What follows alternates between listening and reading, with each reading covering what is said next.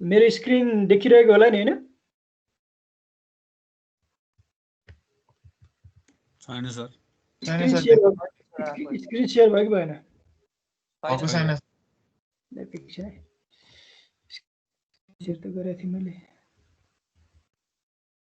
Sorry,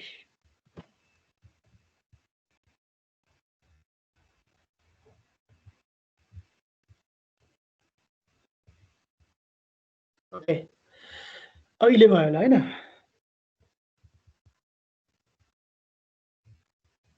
भयो। Okay ल, म पहिला अलिकति सिलेबस ओभरभ्यू गर्छु, अनिखेरि हामी कन्टिन्यू गरौँ ल। यहाँ हेर है त, अब हाम्रो कोर्सको स्ट्रक्चर भनेको चाहिँ 60-20-20 अब जेनरली सिएसआइटी को कोर्स स्ट्रक्चर यही हो। 20 practical, 20 internal evaluation, 60 is for final exam. अब इंटरनल इभ्यालुएसन को केसमा चाहिँ मैले तीनटा क्राइटेरिया हेर्छु। एउटा चाहिँ हाम्रो एटेन्डेन्स, अब एटेन्डेन्स त यो माइक्रोसफ्ट टिममा मजाले एटेन्डेन्स लिन मिल्छ। मैले एटेन्डेन्स लिन्छु, एभ्री क्लास सुरु भएको आधी घन्टामा मैले ठ्याक्कै एटेन्डेन्स लिन्छु। त्यसपछि 20 मैले कसरी डिभिजन गर्छु भने 20 जस्तै एटेन्डेन्स भयो 5 मार्क्स, त्यसै गरी एसाइनमेन्ट, अब मैले एसाइनमेन्टहरू पनि दिन्छु यो हरेक च्याप्टरको एसाइनमेन्टहरूको 5 मार्क्स प्लस अनि 10 मार्क्स चाहिँ हाम्रो इन्टरनल इभ्यालुएसन जुन हाम्रो एक्जामहरू एसेसमेन्टहरू हुन्छ त्यसको 10 मार्क्सहरू गरेर मैले 20 मार्क्समा मैले कन्भर्ट गरेर मार्क्सहरू प्रोभाइड गर्छु। र यसको लागि चाहिँ एटेन्डेन्स प्लस एसाइनमेन्ट र एक्जाममा चाहिँ राम्रो गर्नुपर्छ है। फेरि यो इन्टरनल मार्क्स चाहिँ त्यतिकै आउने भन्ने कन्सेप्ट होला, त्यो चाहिँ हुँदैन। आफूले जति गरेको छ त्यो अनुसार आउँछ, फेयरली नै हुन्छ। अनि प्र्याक्टिकलको केसमा हामीले अब ल्याब पनि प्र्याक्टिकल, यो ल्याब पनि हाम्रो अनलाइनै हुन्छ। त्यो ल्याबको लागि चाहिने सफ्टवेयरहरू म प्रोभाइड गर्छु र ल्याब क्वेसनहरू चाहिँ मैले भनेर त्यही अनुसार सिटहरू बनाउनुपर्छ त्यो, अनि ल्याब सिटहरू बनाउने र पछि प्र्याक्टिकल एक्जामको सबै जोडेर 20 हुन्छ त्यसमा। अब हामी जाउँ सिलेबसमा। यो चाहिँ हाम्रो माइक्रो सिलेबस हो। हाम्रो युनिट 1 4 आवर्सको छ। अब यो यसलाई चाहिँ 4 आवर्स नै चाहिँ लाग्न, यो अनलाइनमा 2 बढीमा 3 आवर्समा सकिन्छ। यो यसमा चाहिँ जेनरल हजुर सर सुन्नुहोस् न, हजुर रोल नम्बर 24 च्यानलमा एडै भएको छैन अरे, के गर्ने होला? यसमा एड भएको छैन खै त, यहाँ मलाई यहाँ रिक्वेस्ट लागेको थियो एकछिनमा। रोल नम्बर 24 हजुर टिममा नै एड नभएको, रोल च्यानलमा एड भएको छैन अरे, एकछिन है त एक्सेप्ट नै गर्नु भएन अरे सर। ए ल यहाँ म उता सेयर गरेको थिएँ। सिएसआइटी कति रोल नम्बर 24? हजुर सिएसआइटी 2076 तिम्रो आईडी को के हुन्थ्यो .024? हजुर 024 त छैन त, फेरि आईडी नै बनाइ छैन जस्तो। सर थाहा भयो पक्कै त म यहाँ हेर्छु, म नोटिफिकेसन आएको थियो एउटा। ए ओके, ए रिता पौडेल, ओके ल एक्सेप्ट भयो ल। ऊ सेक्सन 1 हो। हजुर हजुर ओके भएको छ ल।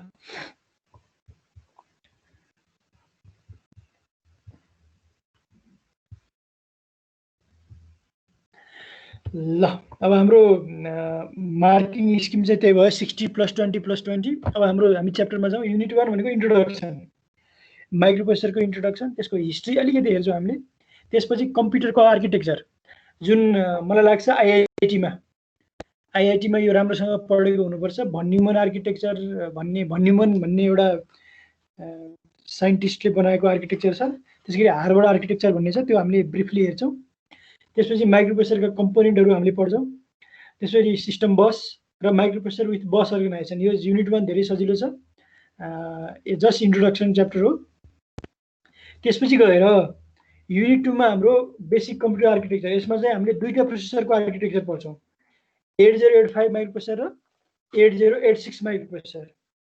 8085 8 बिटको माइक्रोप्रोसेसर हो, 8086 चाहिँ 16 बिटको माइक्रोप्रोसेसर हो। त्यो दुईटैको हार्डवेयर, इन्टरनल स्ट्रक्चर, अपरेटिङ मोड, एड्रेसिङ मोड सबै कुरा हामीले पढ्छौँ। र म एउटा कुरा सोधौँ है त, हामी अलिकति क्लास इन्टरेक्टिभ पनि बनाऊँ। जस्तै 8 beet microprocessor, 16 beet microprocessor, 32 beet microprocessor, 64 beet microprocessor हामी भन्छौँ नि, त्यो भन्दा भनेको के हो त? कसले बुझेछ भन त? त्यसको ब्यान्डविड्थ त्यसले एकचोटिमा कति बाइट चाहिँ प्रोसेस गर्न सक्छ भन्ने हो। ब्यान्डविड्थ भन्दा पनि वर्ड लेन्थ भन्ने टर्म पढाएको थियो होला आइआइटीमा, वर्ड लेन्थ।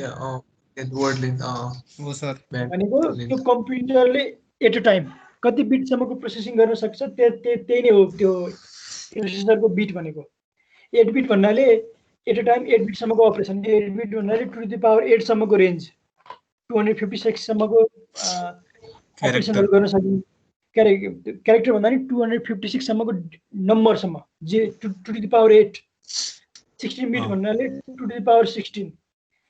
त्यसै गरी 32 बिट भन्नाले 2 टु द पावर 32। त्यो रेन्ज, त्यो जुन एकचोटिमा कति बिटसम्मको अपरेसन गर्न सक्ने भन्न खोजेको हो है। हामीले अब 805 8 बिटको, 8086 चाहिँ 16 बिटको, त्यसको दुईटैको हामीले स्ट्रक्चरहरू पढ्छौँ। 8085 को बढी डिटेलमा पढ्छौँ, 8086 को चाहिँ थोरै मात्र पढ्छौँ, धेरै।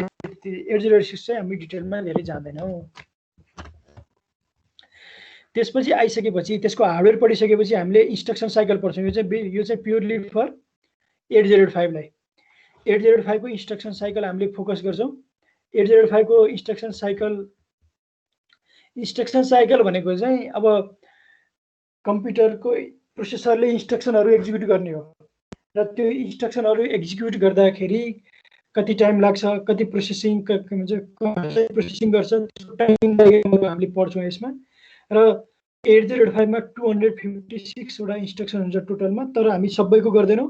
यहाँ देखाएको 6 वटा इन्स्ट्रक्सनको मात्र हामीले टाइमिङ डायग्राम फोकस गर्छौँ।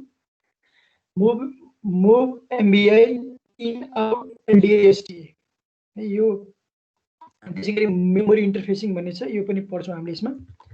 अब हामी जाउँ एसेम्बली ल्याङ्ग्वेज प्रोग्रामिङ। हाम्रो यो माइक्रोप्रोसेसरमा हार्डवेयर 8085 को र 8086 को हार्डवेयर, र त्यो 8085 र 8086 को प्रोग्रामिङ, एसेम्बली ल्याङ्ग्वेज प्रोग्रामिङ हामीले पढ्छौँ है। एसेम्बली ल्याङ्ग्वेज प्रोग्रामिङ इन्ट्रेस्टिङ हुन्छ। अब हायर लेभल प्रोग्रामिङ हामीले पढेका छौँ, सी प्रोग्रामिङ पढिसकेका छौँ। हायर लेभल प्रोग्रामिङ चाहिँ हामीलाई त्यति हामीले कम्प्युटरको हार्डवेयर, कम्प्युटरको मेमोरीहरू हामीले त्यति याद गरे हुँदैनौँ, हामीलाई मतलब पनि हुँदैन हायर लेभल प्रोग्रामिङमा। तर एसेम्बली ल्याङ्ग्वेज प्रोग्रामिङमा चाहिँ के हुन्छ भने हामीलाई अलिकति हार्डवेयरको नलेज चाहिन्छ। त्यही भएर पहिला हार्डवेयर पढ्छौँ, अनिखेरि त्यो हार्डवेयरमा गर्न सक्ने प्रोग्रामिङहरू हामीले गर्छौँ है। र प्रोग्रामिङ भनेको एकदमै इम्पोर्टेन्ट छ, सजिलो पनि छ। हामीलाई सर्टेन सेट अफ प्रोग्रामहरू गरिसकेपछि त्यही सेटभित्रैबाटै आउने क्वेसनहरू प्रोग्रामिङको, जस्तै एडिसन, सब्ट्र्याक्सन, मल्टिप्लिकेसन, अनि यो बिसिडी अपरेसनहरू, सर्टिङ, सर्चिङ, त्योसम्मको प्रोग्रामहरू आउँछ। र प्र्याक्टिकल पोर्सनहरू पनि हामीले यही युनिट 4 को गर्ने हो, एसेम्बली ल्याङ्ग्वेज प्रोग्रामिङहरू है। अब फिजिकल्ली हो भने हामीले त किटमा पनि गर्थ्यौँ, सिमुलेटरमा पनि गर्थ्यौँ। अब यो अहिलेको केसमा चाहिँ हामी सिमुलेटरबाट मात्र गर्छौँ यसको। 8085 को प्रोग्रामिङ प्लस 8086 को पनि प्रोग्रामिङ हो। त्यसपछि गएर युनिट 5 मा, युनिट 5 मा चाहिँ हामी के गर्छौँ भने आइओ, मेमोरी, इन्टरफेसिङ, इन्टरप्ट अपरेसन भनेको प्रोसेसरको भित्रको भन्दा पनि प्रोसेसरले जुन इनपुट आउटपुट मेमोरीहरूसँग पनि इन्टरेक्सन गरिरहेको हुन्छ, त्यसको बारेमा पढ्छौँ हामीले युनिट 5 मा। त्यसै गरी युनिट 6 मा हाम्रो कम्युनिकेसन छ, सिरियल कम्युनिकेसन, प्यारेलल कम्युनिकेसन छ, जसलाई चाहिँ हामी इनपुट आउटपुट इन्टरफेसेस पनि भन्छौँ। युनिट 7 भनेको एडभान्स माइक्रोप्रोसेसर भन्ने छ, जसमा चाहिँ 80286 र 80386 को कन्सेप्ट पढ्छौँ। यसमा कस्तो भने 8085 र 8086 पढिसकेपछि धेरै कुरा यसमा दोहोरिन्छ। यसमा नयाँ भनेको चाहिँ भर्चुअल मेमोरीको कन्सेप्ट छ, हामी जान्छौँ है। हाम्रो सिलेबस यति नै हो। यो सिलेबस मैले त्यो जेनरल च्यानलको पोस्टभित्र, फाइलभित्र मैले हिजो राखिदिइसकेको छु, त्यो एकचोटि हेर्नु। अब म अलिकति इन्ट्रोडक्सनतिर लाग्छु है। म आज धेरै चाहिँ जान्न, म इन्ट्रोडक्सन मात्र कभर गर्छु अनि भोलिको क्लासदेखि चाहिँ म पुरै सिलेबसमा जान्छु है। त म एउटा डेफिनेसन जाउँ। अब माइक्रोप्रोसेसर भनेको के हो त? अब स्कुल लेभलमा कम्प्युटरको डेफिनेसन पढ्थ्यौँ नि हामी। Computer is a programmable device that accepts binary input, process it and provides output भनेर हामीले जुन पढ्थ्यौँ, त्यो एक्चुअल त्यो काम गर्ने काम, त्यो जुन प्रोसेस इनपुट लिने, प्रोसेसिङ गर्ने र आउटपुट प्रोभाइड गर्ने काम चाहिँ कसले गर्छ? प्रोसेसरले गर्छ। हामी एकचोटि डेफिनेसनमा जाउँ। डेफिनेसनमा जाँदाखेरि ल हेर यहाँ छ, a microprocessor is a multipurpose programmable clock driven register based electronic device that reads binary instruction from a storage device called memory, accepts binary data as input and process data according to the instruction and provide result as output। यो कुरा त हामीलाई थाहा छँदैछ। म यो चारवटा टर्ममा focus गर्छु है। मल्टिपर्पज, माइक्रोप्रोसेसरलाई मल्टिपर्पज भनिन्छ। ल कसैले भन्न सकिन्छ वाइ माइक्रोप्रोसेसर इज मल्टिपर्पज? ल एकजनाले भन त। एउटै टाइममा चाहिँ धेरै प्रोसेसरहरू ह्यान्डल गर्ने भएको चाहिँ यसले मल्टिटास्किङ त्यो होइन, त्यसलाई चाहिँ मल्टिटास्किङ भन्छ तिमीले भनेको चाहिँ। मल्टिपर्पज भनेको चाहिँ यो सेन्समा हो कि, यो सेन्समा हो कि माइक्रोप्रोसेसर भनेको डिभाइसमा युज गर्न मिल्ने हो, धेरै टाइपको डिभाइसहरुमा युज गरिन्छ। माइक्रोप्रोसेसर भनेर कम्प्युटरमा, मोबाइलमा, ट्याबमा मात्र युज हुने होइन। माइक्रोप्रोसेसर अहिलेको जुन मोडर्न स्मार्ट डिभाइसेसहरु जस्तै रेफ्रिजरेटर, माइक्रो ओभन, हाम्रो यो राउटरहरु, त्यसैगरी आईओटी, थाहा छ नि आईओटी भनेको? Internet of things. Internet of things डिभाइसेसहरु। अब अहिलेको मोडर्न कारहरुमा त 10-12 वटा प्रोसेसर हुन्छ। जस्तै टेस्ला भनौँ, अब अहिले धेरैवटा आइसके त्यस्ता कारहरु जुन जेनरल मोडर्न कारहरुमा पनि प्रोसेसरहरु, जस्तै अटोमेटिक ब्रेकर सिस्टमहरु हुन्छ, पेडेस्ट्रियन प्रेडिक्सन के हुन्छ, यो पेडेस्ट्रियन डिटेक्सन सिस्टमहरु हुन्छ, जसमा चाहिँ एकदमै धेरै प्रोसेसिङ हुन्छ हैन। मैले भन्न खोजेको चाहिँ के भने प्रोसेसर भनेको it is not limited to computing devices. अहिलेको जमानामा मोडर्न होम एप्लायन्सेस देखि लिएर आईओटी डिभाइसेस देखि लिएर कारहरु, एरोप्लेनहरु सबैमा युज हुन्छ प्रोसेसरहरु। अब कम्प्युटरमा युज हुनेलाई चाहिँ हामी माइक्रोप्रोसेसर भन्छौं, तर त्यस्ता डिभाइसेसहरुमा युज हुनेलाई चाहिँ हामी माइक्रो कन्ट्रोलर भन्छौं अथवा इम्बेडेड प्रोसेसर भन्छौं, इम्बेडेड डिभाइसेस पनि भन्छ त्यसलाई। त्यही भएर त्यसले चाहिँ मल्टिपर्पज भनेको है। अनि प्रोग्रामेबल भनेको चाहिँ हामीले त्यसमा त्यो प्रोसेसरमा रन गर्ने प्रोग्रामहरु गर्न सक्छौं, त्यही भएर प्रोग्रामेबल भन्यो। क्लक ड्रिभन किन भनेको भने जस्तै प्रोसेसरहरु किन्दाखेरि हामी त्यहाँ एउटा फ्रिक्वेन्सी भनेको हुन्छ, गिगाहर्ज, 2.2 गिगाहर्ज, 3 गिगाहर्ज, 3.4 गिगाहर्ज भन्छ नि, त्यो भनेको क्लक फ्रिक्वेन्सी हो। जति धेरै फ्रिक्वेन्सी भयो त्यति नै फास्ट हुन्छ प्रोसेसर, किनभने माइक्रोप्रोसेसरको अपरेसन चाहिँ क्लकले रेगुलेट गरे हुन्छ, त्यही भएर यसलाई क्लक ड्रिभन भनेको हो। र अर्को रजिस्टर बेस्ड, रजिस्टर भनेको चाहिँ fastest memory available in a computer.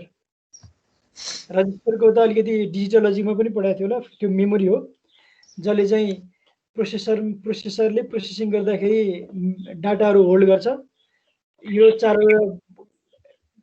चारवटा टर्मको चाहिँ मिनिङ त्यो हो, मैले त्यही भन्न खोजेको हो है। अब अर्को कुरा, यसको डेफिनेसन अर्को पनि भन्न सकिन्छ। अब microprocessor is a chip containing some control and logic circuit that is capable of making arithmetic and logical decision based on input data and produces the corresponding arithmetic or logical output है। जुन definition लेख्दा पनि हुन्छ, के फरक पर्दैन। यहाँ एउटा ब्लक डायग्राम छ यहाँ है त। यो ब्लक डायग्राम भनेको कम्प्युटरको ब्लक डायग्राम चाहिँ होइन, it is for a programmable machine.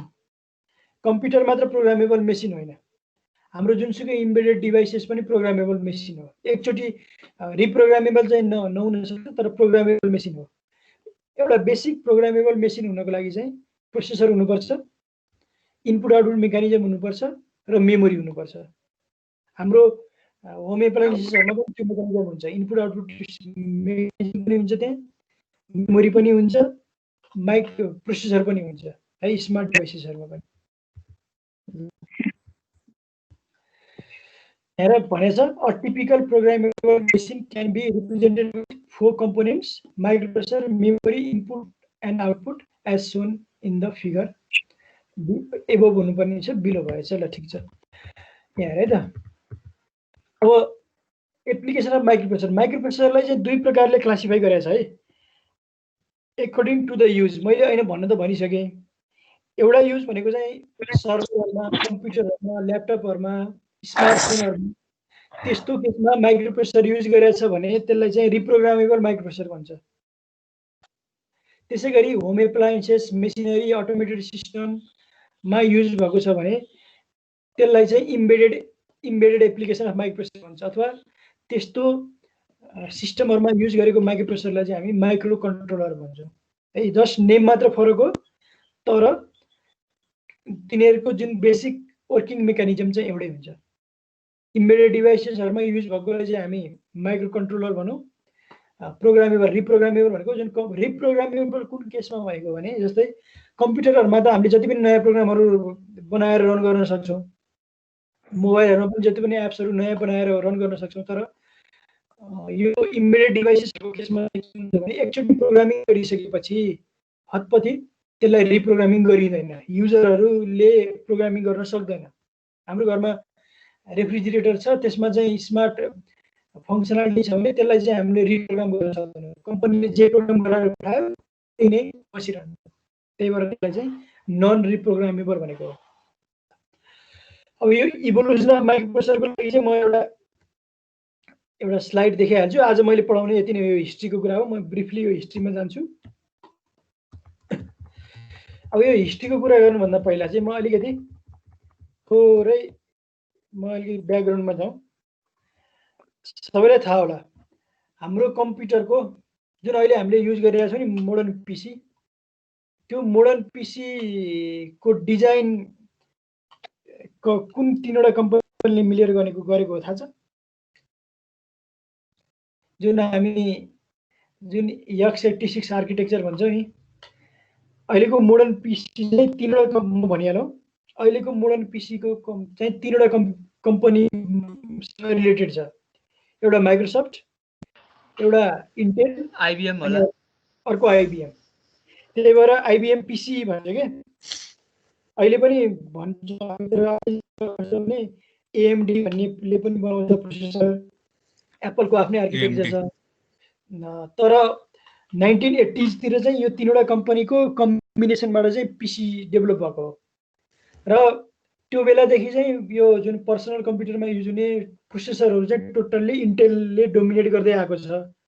अब अहिले मोडर्न टाइम्समा चाहिँ अलिकति एएमडीले च्यालेन्ज गरेछ त्यसलाई। र तर कम्प्युटरको प्रोसेसर इन्टेलले मात्र बनाएको थिएन है। कम्प्युटरको प्रोसेसर चाहिँ मोटोरोलाले पनि बनाउँथ्यो। मोटोरोला त सबैलाई थाहा छ मोबाइल कम्पनी हो अहिले, तर 1970s तिर मोटोरोलाले पनि कम्प्युटरको प्रोसेसर बनाउँथ्यो। त्यसैगरी जाइलग भन्ने एउटा कम्पनी थियो, जाइलग भन्ने कम्पनीले पनि प्रोसेसर बनाउँथ्यो। तर त्यो 3टा कम्पनीको कोलाबोरेसनले गर्दाखेरि के भयो भने मोटोरोला र त्यो जाइलगले चाहिँ प्रोसेसर बनाउन छोडिदियो। सबै कम्प्युटर इन्टेलको आर्किटेक्चरमा भइसकेपछि उनीहरूले प्रोसेसर बनाउन छोड्यो र हामीले इभोल्युसन अफ माइक्रोप्रोसेसरमा पनि इन्टेलको मात्र हेर्छौँ। मैले चाहिँ यो दुईटा कम्पनीले पनि प्रोसेसर बनाउँथ्यो भनेर अलिकति भन्न खोजेको हो।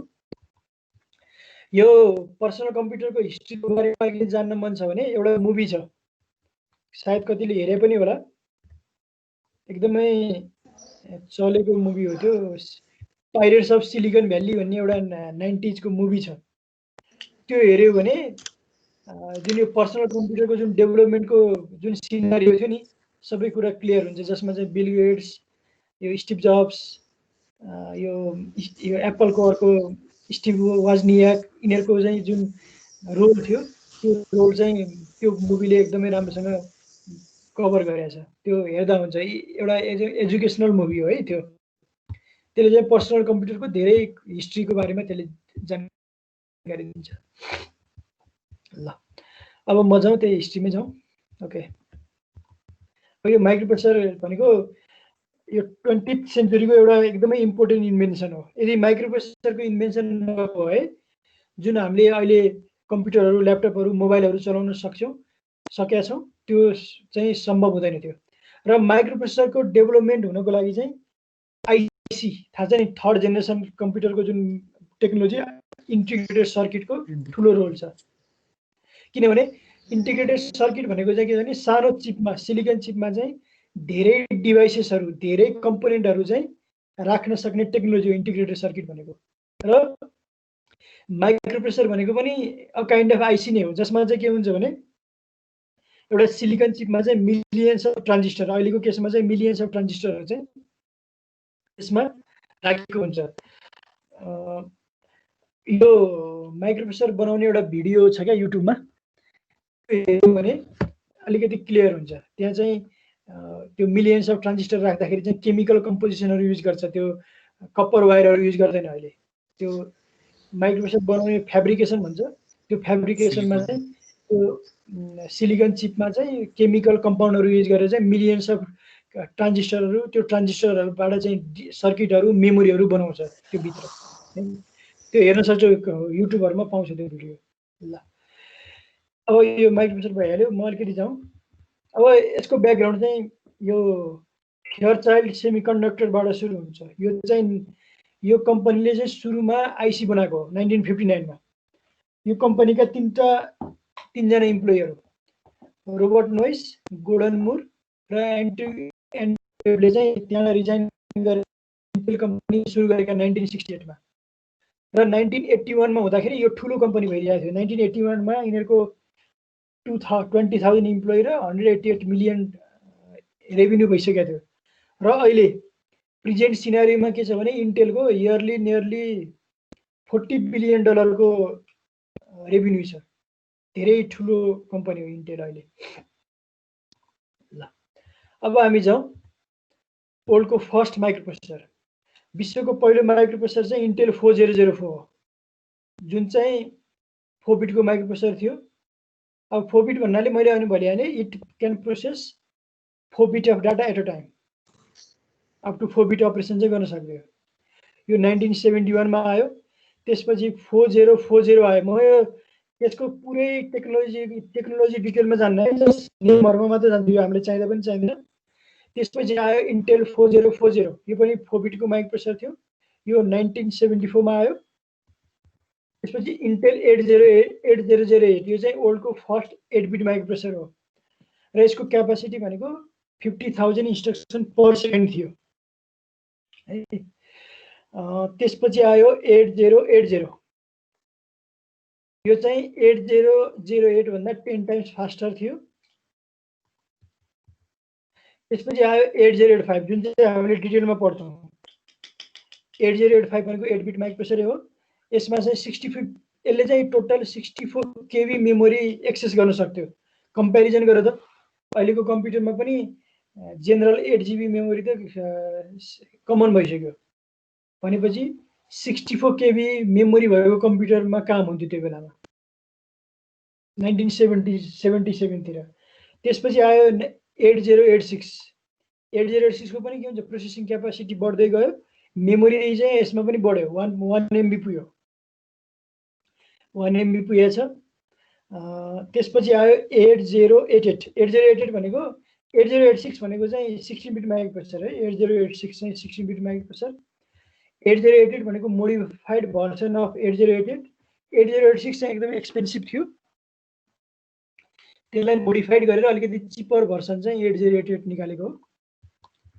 त्यसपछि आयो 80X86, X86 भन्छ है त्यसको फेमिली चाहिँ, जसमा चाहिँ 186, 188, 286, 386, 486 यो प्रोसेसरहरू आयो।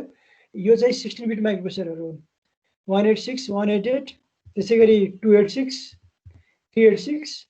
अब 286 र 386 चाहिँ हामीले यो लास्ट च्याप्टरमा पढ्छौँ पनि। त्यसपछि आयो 486, यो 486 पछि चाहिँ इन्टेलको पेन्टियम सिरिज। इन्टेलको पेन्टियम भन्ने त सुनेको थियो होला है, मलाई लाग्छ सुनेको हुनुपर्छ। पेन्टियम 4, पेन्टियम हो यो पछि पेन्टिएम सिरिज आयो। यो पेन्टिएम सिरिजहरू सबै 30 बिटको कम्प्युटर हो है। यसमा पेन्टिएम छ, पेन्टिएम जिएन छ, पेन्टिएम प्रो छ। यो हामीलाई अब कन्फिगर गर्नु पर्दैन। यो पेन्टिएम 3 भयो, पेन्टिएम 4 भयो। त्यसपछि ड्युल कोर आयो जुन चाहिँ 64 बिटको कम्प्युटर थियो फर्स्ट। त्यसपछि ड्युल 2 कोर 2 डिओ आयो। यो पछि चाहिँ i3 i5 i7। अब यो i3 i5 i7 मा पनि अब अहिले चाहिँ जेनेरेसन भन्छ 7 जेनेरेसन 8 जेनेरेसन भनेर चाहिँ इन्टेलका प्रोसेसरहरू आइरहेछ। यो भयो प्रोसेसरको हिस्ट्री। अब मैले आज क्लास चाहिँ मैले यति नै गरेँ है। भोलिको क्लासमा चाहिँ म अब पुरै कोर्स कन्टेन्ट अब जुन हाम्रो हिस्ट्री सक्यो, अब चाहिँ म यो माइक्रो प्रोसेसर बेस्ड सिस्टमको पढाउँछु र भोलिको क्लास पनि यही टाइममा हुन्छ है त। मैले एटेन्डेन्स लिन्छु पहिला। हामी 27 जना भएछौँ। अब त्यही पनि कोही साथीहरूले चाहिँ थाहा नपाए खबर गरिदियो है। त्यो आज चाहिँ बढाउन चाहिने मैले पुरै। थाहा नपाउनु भन्दा चाहिँ लाइटहरू गएको त्यो नि प्रब्लम भइरहेको छ। र केही कुराहरू फिडब्याकहरू छ भने जस्तै स्लो भयो, मैले बोल्दाखेरि इन्टरनेट कनेक्सन भएर नबुझेको हुनसक्छ, अथवा केही कुरा कन्फ्युजन लाग्यो भने ह्यान्ड रेज गर्ने, बोलिहाल्ने है। हामी अनलाइन क्लास भए पनि यसलाई सकेसम्म इन्टरेक्टिभ बनाउने प्रयास गर्नेछु। म त्यही बेला बेलामा क्वेसन सोधिरहेको हुन्छु, किनभने मैले मात्र बोलिरहँदाखेरि मोनोटोनस हुनसक्छ।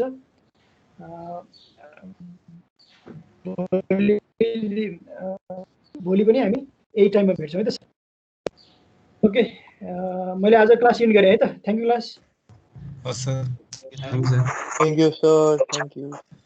त्यो ग्रुपमा भएको फर्म थ्याङ्क यू सर। फर्ममा भएको ग्रुपमा भएको फर्म भर न सबैले। Thank you. कसले पठाएको होला? भरेको त भइसक्यो। सेक्सन एमा भएको अहिले भर्खर पठाएको फर्म भर न, नभरेको जतिले। अहिले प्रथम हाम्रो क्लास छ। क्लास छ त नि, अझै एउटा क्लास छ। स्टार्ट दुईटा होला नाम। स्टार्ट र 15 डिस्क्रिप्सन। मिनट टाइम छ। त्यो बुढोको होइन, बुढोको क्याबवाला बुढोको स्टार्ट त सब बुढोले पढाउने है त अनि फर्म भर न भरे जतिले। क्यालेन्डरमा त छैन है। कतापट्टि छ फर्महरु भने? सेक्सन ए को ग्रुपमा हेर न, फर्म पठाएको फर्म भर न। कुन मेसेन्जर स्टार्ट हो त मेसेन्जरमा? मेसेन्जरमा। कतापट्टि हो? ए पाटन सिएसआइटी सेक्सन ए भन्ने ग्रुपमा पठाएको छु हेर त। ओइ प्रथम यो त पहिले पठायो नि, भरिसक्यो जस्तो लाग्थ्यो। कति भन्यो यस्तो फर्म भरेछ भर न भर। भर्यो भर्खर भर्यो। सबले भर है त्यो फर्म चाहिँ। त्यहाँ 36 जनाको सबैको हुनु पर्यो। अलि 11 भयो। यो सब कतिले जोइन गरेछ छैन क्लासहरु? क्यालेन्डरमा छँदै छैन त यो अर्को क्लास त। कस्तो क्यालेन्डरमा हुँदैन के? क्यालेन्डर नजाउ न तिमी। क्यालेन्डरमा कसले आफैले एड गर्ने हो नि हेर। क्यालेन्डरमा आफैले एड गरेर बसिरहेको थिएँ। क्यालेन्डरमा हाल्ने होला क्यालेन्डरमा। रुटिन दिएको छ हो, रुटिन रुटिन छ। सुशान्तलाई पास छैन रुटिन? छैन यार। म सेक्सनमा त ग्रुपमै पठाइदिन्छु। एक ग्रुपमा हेर न, ग्रुपमा छ ग्रुपमा। मलाई नि पठाइदियो है। त्यो ग्रुपमै पठाइदिन्छु, सबले त्यही हेर। ल मैले पठाएको यता। यो हो कि हैन यार? यो त्यही हो, टिकेनले पठाएको। ल मैले फर्म भरे यार। कति भन्नु हो फर्म नि? 3 दिन नै 4-5 वटा फर्म भन्नुपर्छ यार। ल मेरो नि भयो है ल। अब के अरे स्टार्टको भने हैन? जोइन हानिसक्यो अहिले लिङ्क चाहिँ पठाऊ है। क्यालेन्डरमा छैन कहाँ जोइन हान्नु? च्यानलमा छैनस् भने। ओ डिगन भाइ फर्स्ट क्लास के छ तेरा हालखबर? ओइ स्टार्टमा त ग्रुप सी को मात्र छ त। के रे? स्टार्टमा त ग्रुप सी को मात्र क्लास राखेर रहेछ त। यो पनि किनभने अघि टाइम भएपछि आफै आउँदो रहेछ के यसमा। जसको टाइम हो नि ठ्याक्क आउँदो रहेछ क्यालेन्डरमा। यो तर टिम माइक्रोसफ्ट टिम राम्रो यो। इक्जाम गराउने भने अनलाइन कसरी दिने यार बुक सुक केही छैन के पढेर दिने यार त्यही त हो त यार पछि रिभिजन मात्र हुन्छ भनिरहेछ नि तपाईँ यो स्लाइड हेर्दै पढ्ने यार हामीले बुक केही एक्जाम छैन हुनु केटा यो त कस्तो फर्स्ट सेमेस्टर जस्तै त भएन होइन पहिला नि यस्तै थियो नि लास्टमा आएर किताब लिएको होइन लास्ट त्यही सेमेस्टर नयाँ जस्ताको तस्तै राखिरहेको थियो त्यो नि चलाएको भयो गाह्रो छ त्यो सेक्सन सी को अस्ति एउटाले 3 हप्ता अगाडि गएर किताब लिएर आयो लाइब्रेरीमा गएर स्कुल गएर किन्छ त होइन होइन फर्स्ट सेमेस्टरको एक्जाम हुन्छ भनेर बिचरा बुक लिएर आयो अस्ति गएर मेरो त सब बुक काठमाडौँमै छ यार रेकर्डिङ अफ गर्नु पर्ने कि लिभ गरिदिउँ यार छ त यार ल लिभ गरिदिए त